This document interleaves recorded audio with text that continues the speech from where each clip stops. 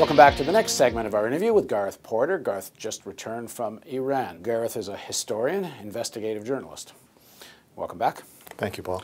So here's my contention here, that the national intelligence estimate of all the American intelligence agencies told the world that Iran, there's no evidence Iran wants a bomb, is building a bomb, and if it did, it's years away from one. El-Baradei from the IAEA has said there's no way they can build weaponized uranium and create a program without getting out of the non-proliferation agreement, which they haven't done yet. He says the safeguard system is working. So if I'm Barack Obama and I'm hearing all this, and not just Barack Obama, you could be anyone, even in the current administration, there is no imminent threat from a nuclear program in Iran. So then what is this really all about? And when you listen to Barack Obama meet the press, I think there's a pretty good hint what it's about. Their funding of terrorist organizations like Hamas and Hezbollah, their threats against Israel are contrary to everything that we believe in and what the international community should accept. Clearly, what is of imminent interest to American interests is Iraq, the SOFA agreement, and the fact that the United States policy has led to a government in Iraq that listens to the Iranians perhaps more than they do the Americans, which I certainly wasn't part of the great strategic objective of the Bush-Cheney team. And then from Israel's point of view, and thus from much of the American point of view, Hamas and Hezbollah are real potent political forces in the region. And the whole issue of Iran as a regional power, especially having emerged with more strength from the Iraq War, Larry Wilkerson, I mentioned in an earlier interview, Powell's former chief of staff, talked about the real significance has been a whole change in the dynamic of the balance of forces in the region. So the nuclear negotiations and all of this are kind of a good ploy, or not ploy, but focal point about the relationship. But is that really what's at stake?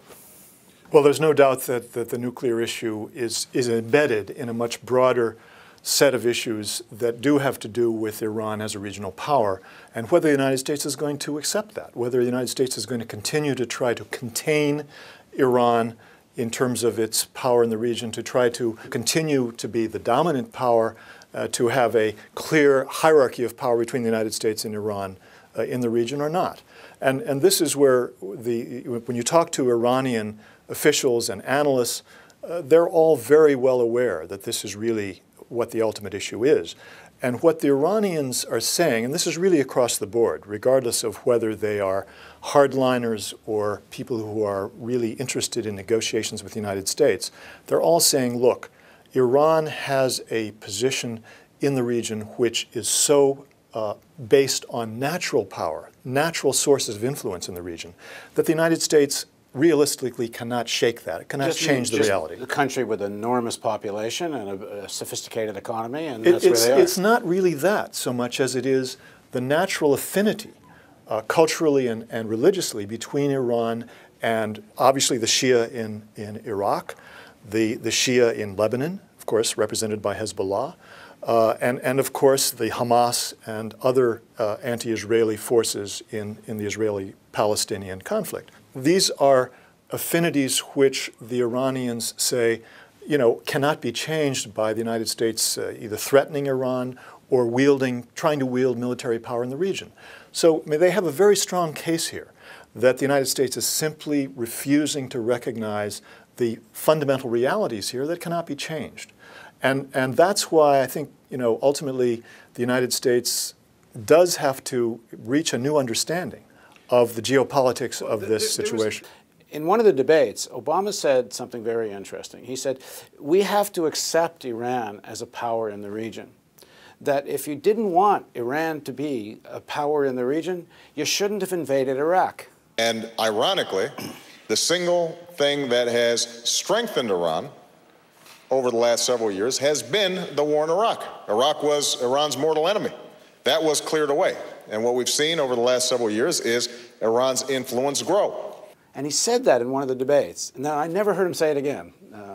But that was a very interesting piece of insight sort of into the real world, which we haven't heard very much of since. That's right. And this is why one once in a while has a glimpse of an Obama who departs from, if you will, the Bush sort of viewpoint on the world and on the Middle East.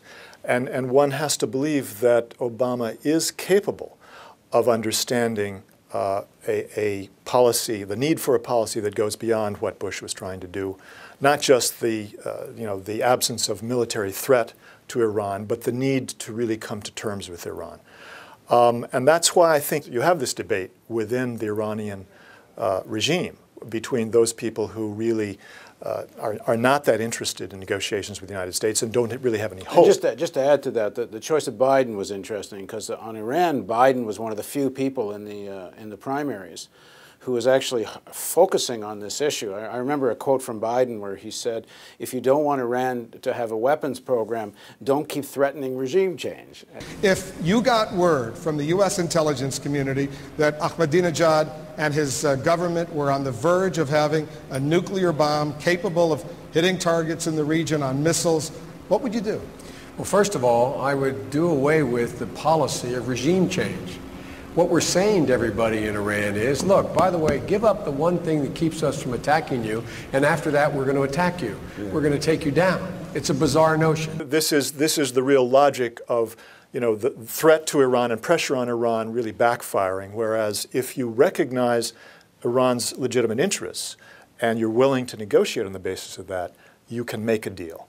The other point that really I think Americans do not understand about the Iranian viewpoint about relations with the United States is that they really see, at least many of the Iranians, I'm not saying that this is a consensus, but many Iranians across the board, both conservatives and, if you will, the more pro-Western political figures in Iran, are really believe that there's a fundamental coincidence of genuine interest between Iran and the United States because they are both fundamentally opposed to the Sunni extremists.